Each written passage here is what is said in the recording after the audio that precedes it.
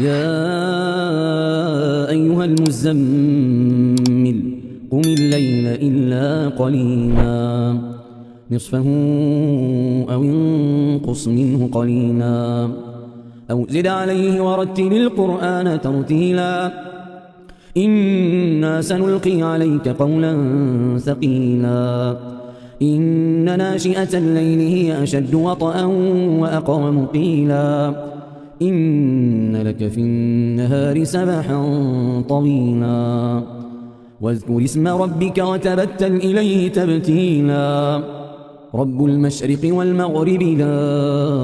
إله إلا هو فاتخذه وكيلا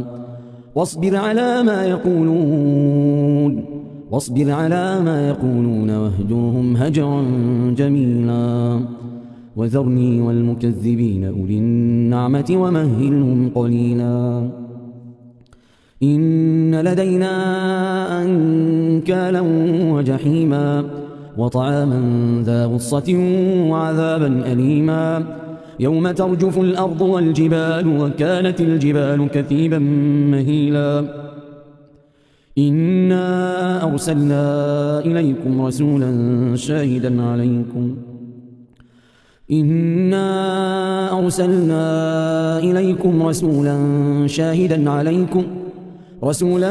شاهدا عليكم كما أرسلنا إلى فرعون رسولا فعصى فرعون الرسول فأخذناه أخذا وبيلا فكيف تتقون إن كفرتم يوما يجعل الولدان شيبا السماء منفطر به كان وعده مفعولا إن هذه تذكرة فمن شاء اتخذ إلى ربه سبيلا إن ربك يعلم أنك تقوم أدنى من ثلثي الليل ونصفه وثلثه وطائفة من الذين معك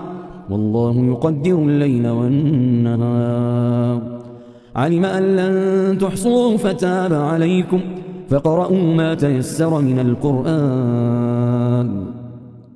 علم أن سيكون منكم مرضى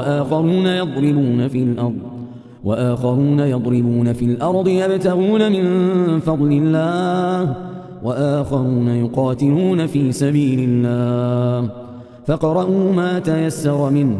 وأقيموا الصلاة وآتوا الزكاة وأقرضوا الله قرضا حسنا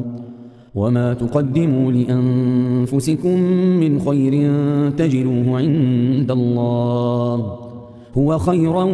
وأعظم أجرا واستغفروا الله إن الله غفور رحيم.